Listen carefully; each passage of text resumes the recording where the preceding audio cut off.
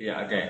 Jadi memang secara fisik memang kita belum terima ya Bang ya, kopinya atau buku undang-undangnya. Tapi kan di dunia maya kan udah beredar itu Bang ya, apa yang namanya file PDF-nya, ada yang semula yang 1000 sekian halaman, kemudian setelah direvisi menjadi 800 sekian halaman. Itu kita juga pegang yang itu Bang.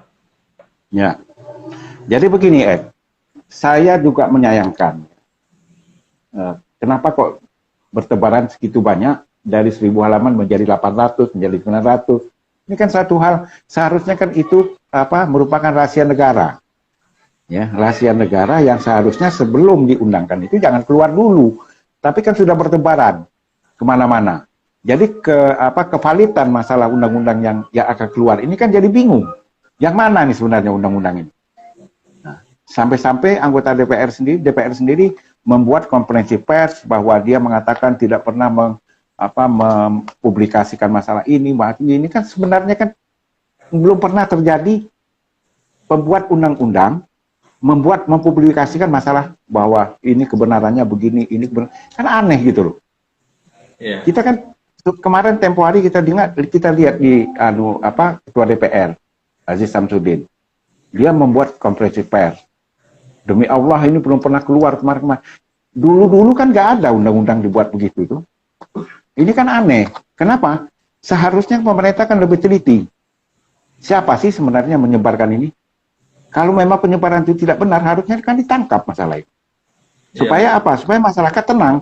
Jadi masyarakat ini kan tidak tahu menau, ya langsung mengadakan demo. Nah, demo itu sendiri cuma sebenarnya kan buat demo itu boleh, tapi ditunggangin dengan hal-hal lain kan jadi nggak bagus gitu loh. Yang merugikan masyarakat. Kan kita lihat sendiri bahwa di Jakarta dilakukan demo hancur-hancuran, yang rugi kan masyarakat juga. Nah, ini kan ada sebab akibatnya. Kenapa? Karena naskah itu beredar tanpa dapat dipertanggungjawabkan beredarnya. Nah, ini satu hal. Ya. Oke.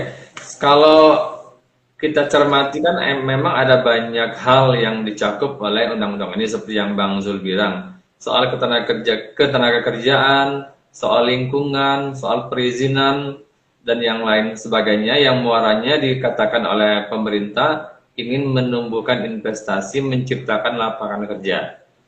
Itu tujuan yang dikemukakan. Namun ada juga yang mencermati dalam proses pengundangannya ini yang dalam tanda kutip terkesan diam-diam, kemudian tidak terbuka pembahasannya. Nah, kalau yang kayak gini gimana menurut Bang Zul? Sebenarnya kan begini, Ed, ya. Kalau pembuat undang-undang membuat satu undang-undang itu harusnya kan mendengar dari harus ada naskah akademiknya, ya. Kemudian dari perguruan tinggi, kan itu. Kan kita minta masukan dari situ, dari masyarakat. Yang menggunakan ini kan untuk kepentingan masyarakat. Jadi harusnya kan pembuat undang-undang itu tidak boleh juga diam-diam membuat undang-undang itu. Harusnya transparan aja. Apa yang diinginkan oleh masyarakat itu yang kita bentuk gitu loh. Jangan kita masyarakat tidak tahu jadi undang-undang ini. Nah, banyak contoh undang-undang seperti contoh undang-undang tentang tembakau. Ternyata terselip pasal-pasal yang tidak benar gitu loh, yang merugikan masyarakat. Nah, ini yang jadi masalah. Harusnya kan pemerintah bersama DPR yang menggodok ini kan sebelum mengesahkan ini harusnya kan terbuka, open aja. Saya juga open dalam artian bagaimana saya juga belum jelas dengan pihak DPR ini. Sebenarnya DPR itu kan mewakili masyarakat, kepentingan masyarakat yang diperjuangkan dia, bukan kepentingan oknum tertentu atau pengusaha dan lain sebagainya. Saya kira gitu.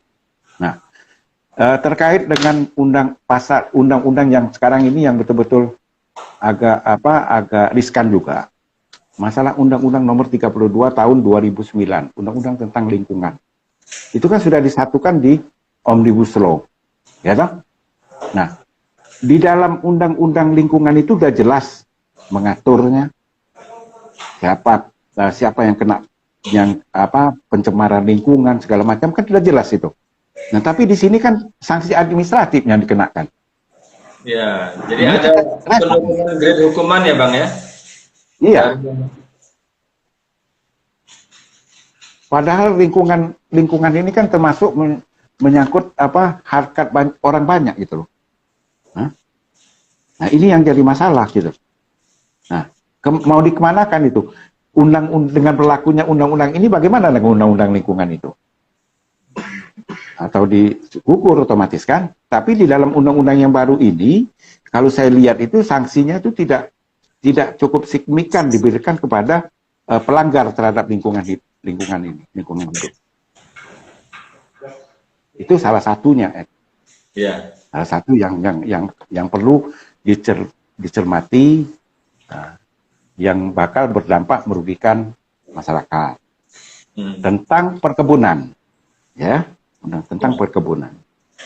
Nah, perkebunan ini kan tujuan Jokowi itu justru memangkas adanya tindak pidana korupsi, ya toh? Jadi disatukan jadi satu, izinnya langsung terpusat di pusat. Jadi kewenangan daerah itu sudah dipangkas, sudah nggak ada lagi. Sebenarnya justru di daerah itulah yang tahu bagaimana kondisi lingkungannya, menyangkut masalah perkebunan, masalah kehutanan. Ini semua diambil kewenangan itu oleh pemerintah pusat. Kalau saya lihat dari situ.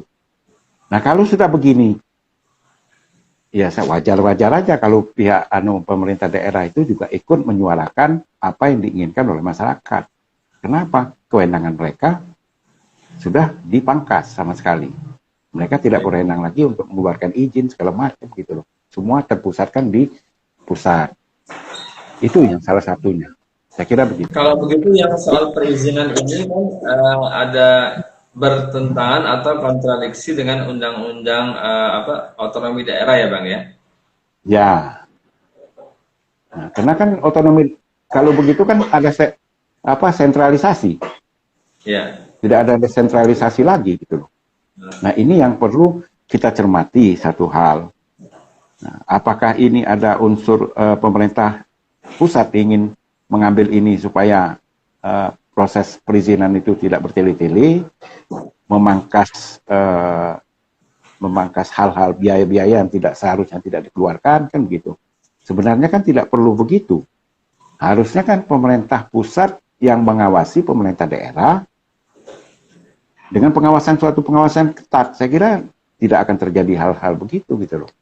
Memang kalau seandainya selama ini kan izin-izin yang diberikan oleh pemerintah daerah itu banyak yang dikoruptif, yang melakukan korupsi oleh kepala-kepala daerah. Nah itu yang mungkin salah satu yang diinginkan oleh pemerintahan Jokowi ini gitu loh.